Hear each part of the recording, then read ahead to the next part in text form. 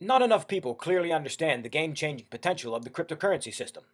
So I decided to make this podcast to shed light on how, right now, it is positioned to be used for either great good or great evil.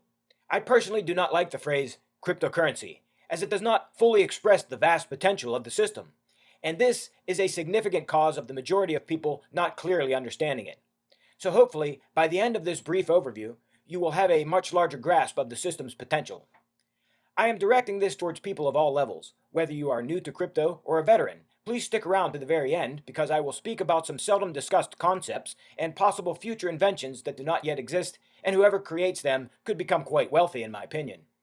We are now at a crossroads of human evolution. There is now a fork in the road from which we can go to two completely contrasting outcomes. One, absolute liberty, the other, absolute authoritarianism. And many people, when confronted with those types of extremes, believe that they will synergize into a middle path. But in this case, I disagree. No single thread of advantage can be left for the looters this time. As we all know, there is a caliber of individual that desires to have power over others, and it will be that way until the end of time. These types of individuals will attempt to pull the future of mankind into authoritarianism via this technology, aiming to control the system for their own selfish benefit. This is one digital currency system, the use of which will track and monitor everything you do and every place you go. The transparency will be an invasion, not a privacy, and the ability to make your entire net worth vanish at the push of a button will be in their hands. So look at the distorted world around you and realize how very easy and very possible it is for them to put those final links into place, and know that there are many individuals working at that task right now. If this system is not first embraced by the people and fully taken control of by the people, then the authoritarians will use it to literally enslave the globe. The general phrase cryptocurrency clouds the clear understanding of the potential power that could be in the hands of the people through this system. How it can literally remove the central banks and the stock markets, arguably the biggest evils that are in the world. The corruption that is present in Wall Street, recently exposed by the Wall Street bets, is just the tip of the iceberg. There are plenty of books on the frauds that have been done by the central banks and Wall Street throughout the years since their inception. See the links in the description below. This technology can remove them, and even the majority of the governments of the world. But we need everyone to join the battle, and to do so, they must fully understand what the system actually does and how easily they can contribute. Cryptocurrency is just a small part of a large system. Visualize a global computer made up of the people themselves, each independently contributing to the verification of digital contracts from currency transactions to receipts of work performed. Generally called the blockchain, it is a permanent public record, independently verified by the people themselves in a decentralized manner. Contributing people of this nature are called miners. Miners is another misleading word, as it would be better to call them verifiers or data processors. Regardless, the more people that get involved in this process, the more decentralized the system will become. For if the miners become too few or too unionized, it is no longer decentralized. And this is one of the paths leading to authoritarianism. Now, apart from the blockchain network, the cryptocurrency coins and tokens themselves have the ability to not only be currency, but as some have already demonstrated, to represent actual items. The coins are not only a currency, as in the dollar bills that are in your pocket, but they also could become the stock of a company as well. So it would be the merger of currency and stock into something new. In the future, stock may not exist. A company's stock could become the currency that they issue. Like in the past, a small town had their own currency, and miles away other towns had their own currency. The same with future companies. Each company would have their own currency. So instead of buying stock in the company, you would buy their currency, which would gain or lose value just like a stock does. For example, say you have tokens for a car company whose vehicles are exceptional. If you then trade them with other people as a currency, it would therefore have a decent value. They would still function like stocks, but would be more fluid. People would have a pocket full of companies instead of pennies and printed paper. So there would be various unique representations behind each coin, giving them their unique value. Each coin representing the integrity of the company behind it, their products and services. And that is exactly how any currency works. Regardless of what backs it, it is always backed by faith. And some people stop right there, but there is a step further. What gives the faith? One of the longest standing currency systems was the tally stick, merely a stick of wood that could be broken into pieces and handed out. What gave it its value? What made people have faith in such a strange system? It was because when the stick was broken initially, the king kept the other half, and therefore everyone in the town knew that they could take their part of that stick and go directly to the king himself and present that unique piece, and it would be accepted as payment for taxes or whatever the king had it set up to pay for. So that is what generated the faith. It was that the highest authority would accept it, even though it was just a piece of wood snapped off. The way they knew it wasn't counterfeit is that the break, when put back together, would link up. A simple system that again has relevance for a modern compound cryptography system. So that is an interesting thing. All systems are faith-based, even gold-backed. You have faith that the gold means something, even though it's just gold. So there is always something behind the faith, but it doesn't have to be a solid object like gold or a piece of wood. It could also be the integrity of a person as well. And that is what an IOU is. When you lend someone money, and you know that individual well, and everyone in town also says that he has repaid them, you therefore have faith that you won't lose money. Faith in that man's IOU paper note. So just the integrity of an individual gives value to a currency. A note which you could then trade to another person who also knows that same guy, such as, Tim owes me $10, so take this IOU and you can get the money directly off of Tim. So the integrity of a person gives a currency its value as well. Now go back to the companies. The integrity of a company, the integrity of their products, would give value to their currency. And so would a use value, such as a subway that issues a digital token. They would have a use value to people who use that subway. Perhaps each token goes a mile, so to someone who rides the subway often, that token may have a high value. So it makes currencies amazingly dynamic. Every company could have their own currency. Every product or service could have its own currency. And every person could have their own currency. This encourages people to make their own goods and services, which they then can stamp with the brand of their little company, so their brand becomes their token or coin that they can then put into the market. It might only be a fraction of a penny, but as they get known throughout the digital space and throughout the real world, as in what they are doing and what their product is, the value of their coin could go up. Granted, many may only have relevance within their own communities.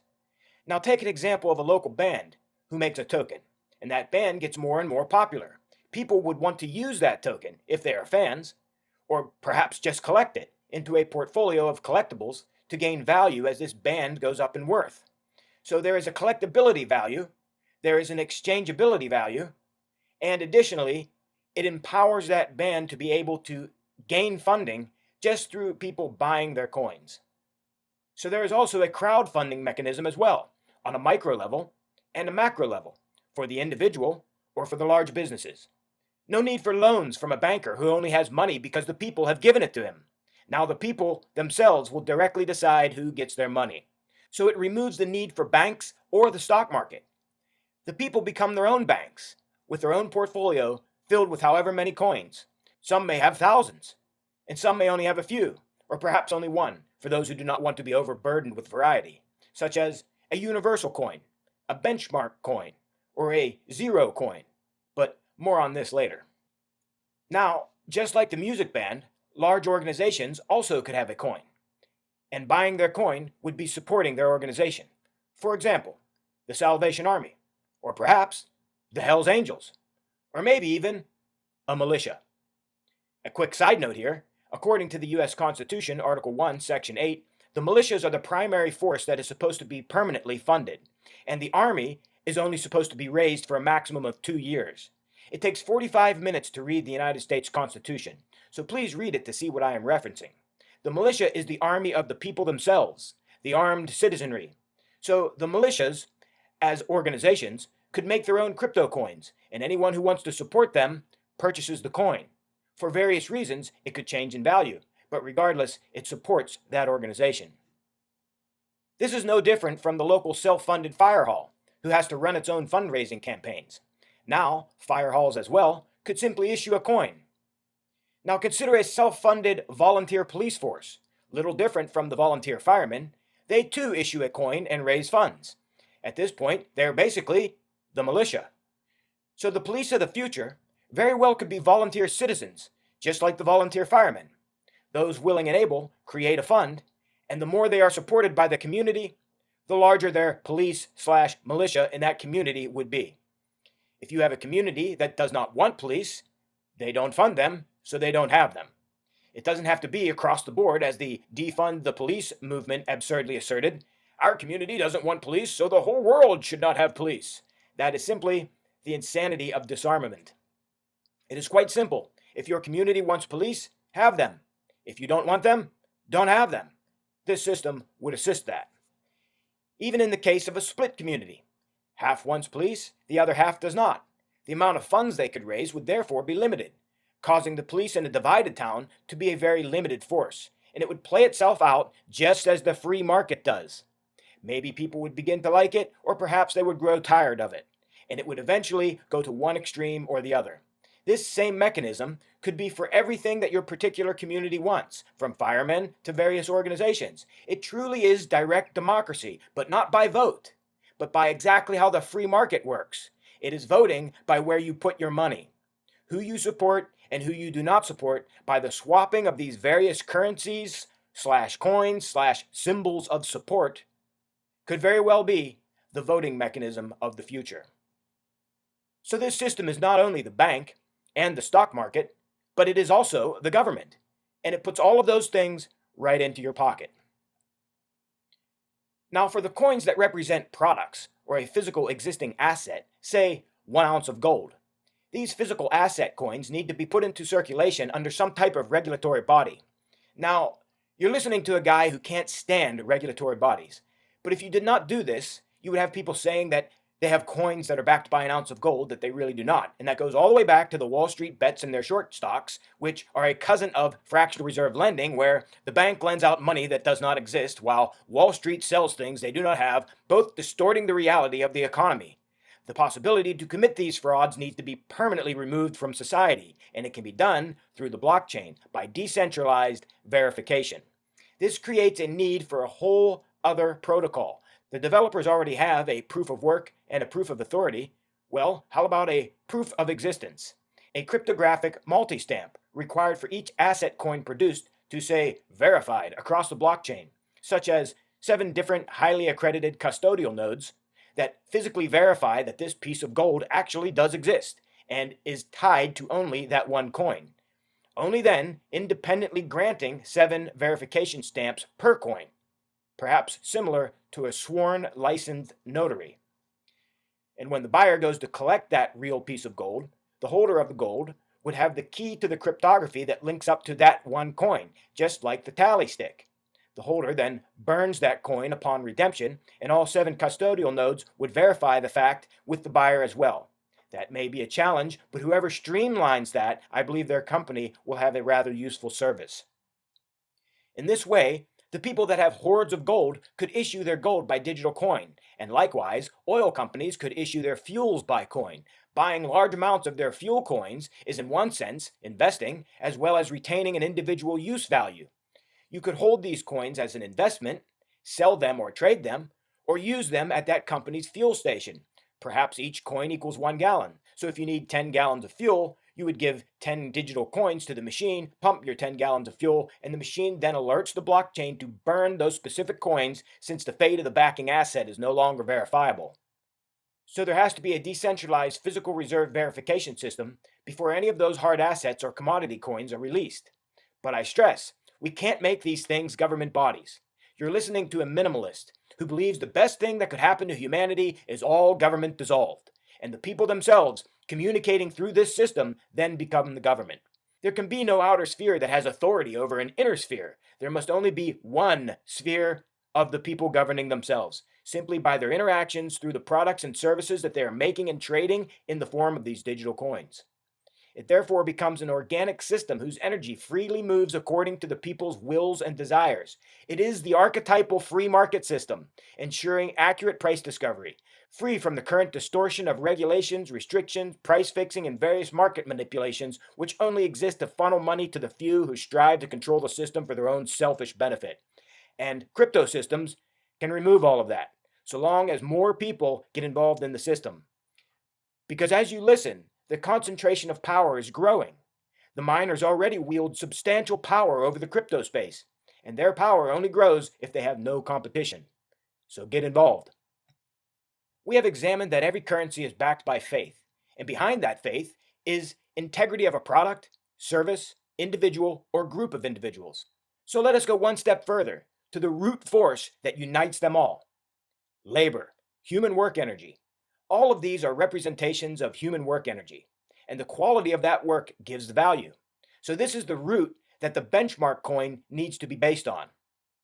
For over a century up to this day, we use the phrase horsepower to determine the value of an engine. Why? Because in those days, everyone knew how much work one average horse could do, so it acted as the benchmark of agreement. So to base a coin on human work energy, the energy that an average man consumes and expends in one day, needs to be made the zero energy value. Once this is accomplished, we would have a benchmark coin off of which all values of all coins could be gauged. For those of you interested in this, I have included a detailed link to how this would be done, for it is far too lengthy a discussion to insert here. So to summarize the use cases thus far, a crypto coin can be used for a currency, collectability, crowdfunding, service, investment, hard asset representation, and even voting. But quite obviously, Wall Street, the central banks, and similar corrupt institutions such as the governments of the world would not want to lose control and power so easily.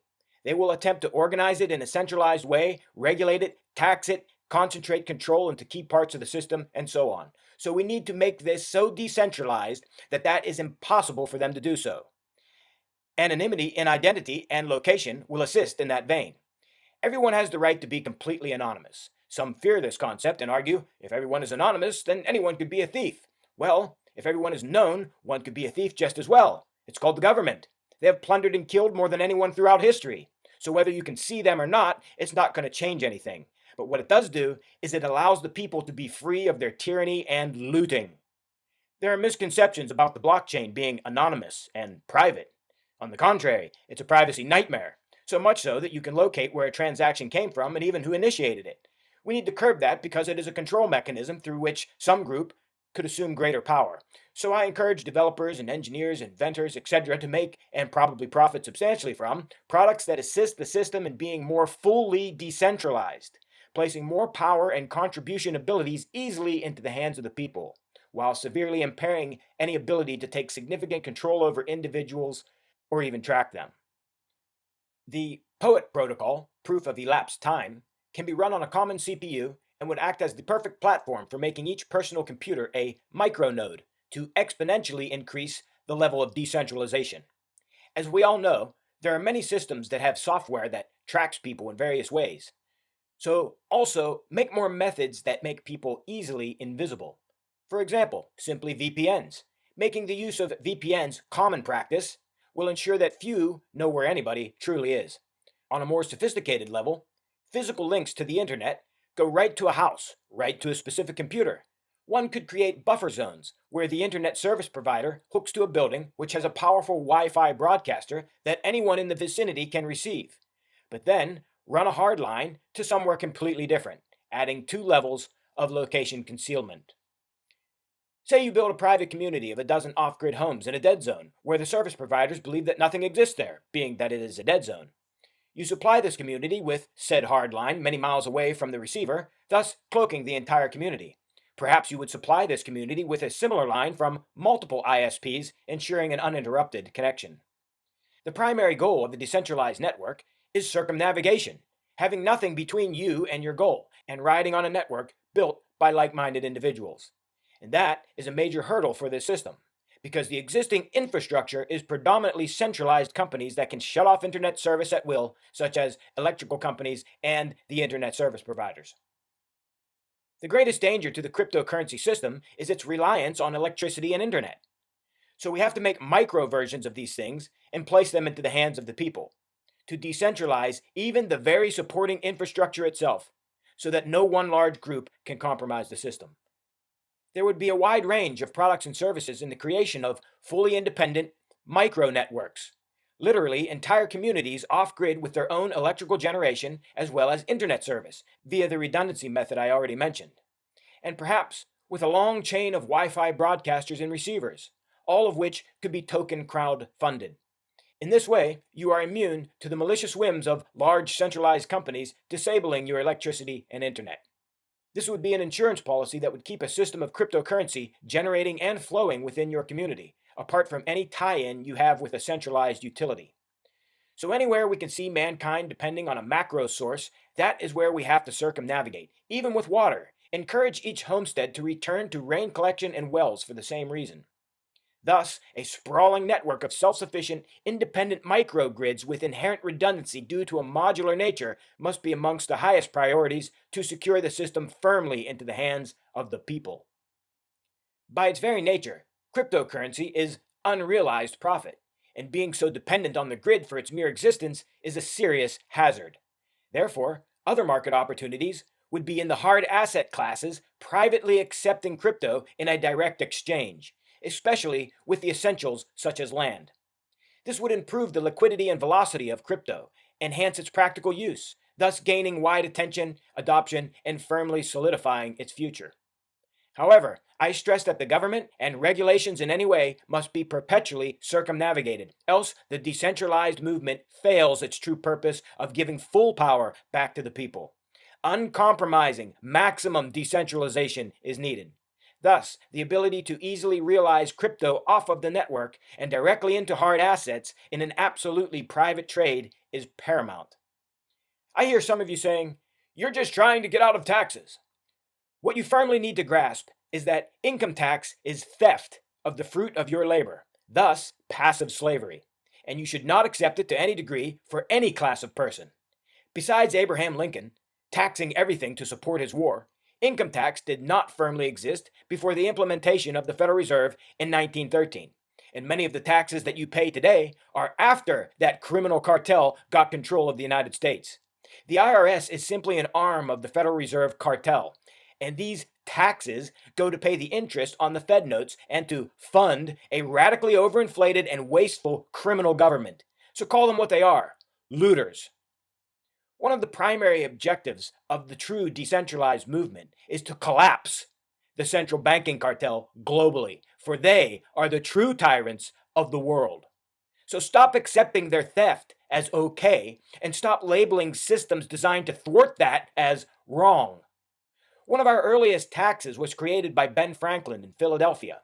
He made it because the streets were dirty and he used to pay a homeless lady to sweep the front of his shop every day, so his shop looked nicer than the front of all the other shops. Soon, all the other shops started paying the lady as well, and they eventually just made a fund that they all paid into and hired multiple people to sweep the entire road all the time. That is how honest taxes came into being. It was because the community themselves had a problem that they needed to solve, so they all willingly contributed into a community pot. This simple system then became distorted into a thieving mechanism veiled behind endless, absurdly wasteful programs, feeding a malignant bureaucracy now over 10 times larger than it needs to be. A quick side note here. In the United States Constitution, Article 1, Section 4, we read, "Congress shall assemble at least once per year." This exhibits well just how small the founders pictured the federal government. Come on, guys, at least once per year. Now, they never leave. So stop giving power to individuals who are not directly involved. Keep decision making in your local community by issuing project tokens to be funded, such as a road token. If nobody willingly agrees to fund it, the road simply doesn't get built. You must understand and never forget that they have gotten this large and powerful by stealing your money, not upon their own merit. Crypto undoes this, so long as the people take full control over it. So stop accepting their theft and get involved in crypto. Surprisingly, this liberating dream of decentralized currency is actually threatened by Bitcoin.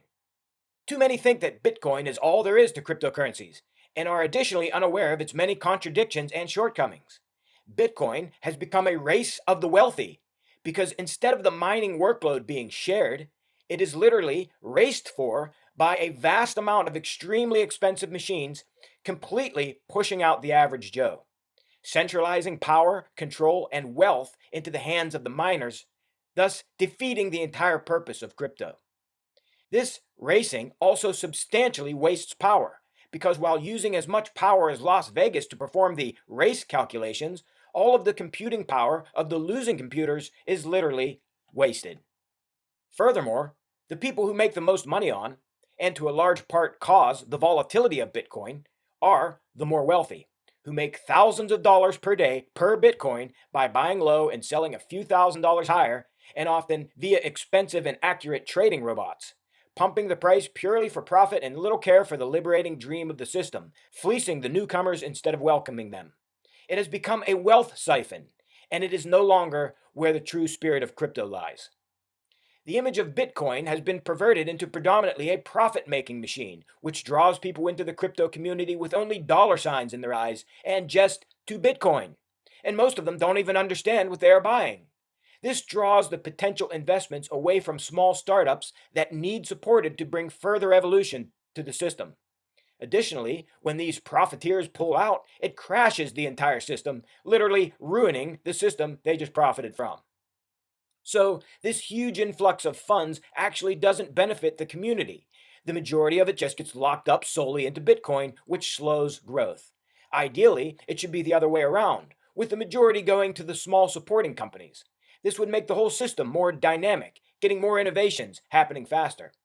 Therefore, I encourage investors to research all of the various coins and realize that many are rather solid companies building the future who desperately need funded.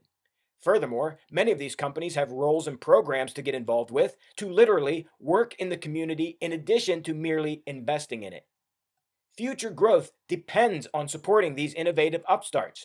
And with that done, it would disengage the entire crypto space from this programmed 4-year cycle of boom bust that the crypto community actually accepts. Yes, the entire crypto community is basically slave to Bitcoin's halving algorithm. Many actually plan to sell off on speculated dates, which is basically agreeing to a planned crash. It is preposterous to have an entire market relying on an algorithm. That is essentially programmed seasons of prosperity. This should be encouragement to disengage from Bitcoin and invest in the next generation of startups with faster, fairer, and more efficient protocols such as DAG and POET, which take power from the centralized miners and vastly increase decentralization by allowing even simple personal computers to be contributing nodes, donating whatever percentage of power the user desires. Bitcoin is not the only coin that exists. It was the first, like the Model A, and that is why so much is heavily based upon it, which is not a good thing, as this allows its activity, good or ill, to translate to all other coins. So the stronger alternative coins become, the faster we can move away from Bitcoin tyranny, and that only happens by investing in the alternative coins.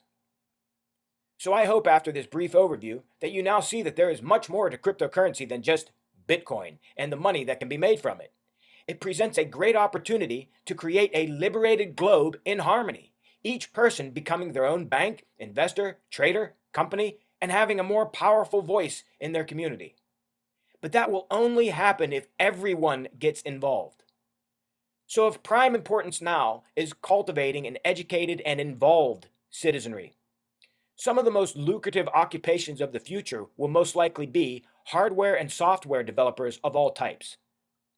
I have included a link to a free code school that will teach you any coding language for free, as well as a link to free courses in high-end electronics. I have even included a link on how to code your own custom Ethereum token once you learn the ropes, plus many other links. If this discussion expanded your understanding of what crypto's potential really is and what can be done with it, please share it. The visualization of this image needs to be in the minds of everyone, else it will not manifest. The greatest power of mankind is their mind, and the images that they hold in their mind. If you choose to have no vision and no thought about the future, then those few who are visualizing a darker outcome will easily prevail. So please share this video and paint this image of liberty in the minds of everyone you possibly can, and in that way, it will manifest. Thank you for listening.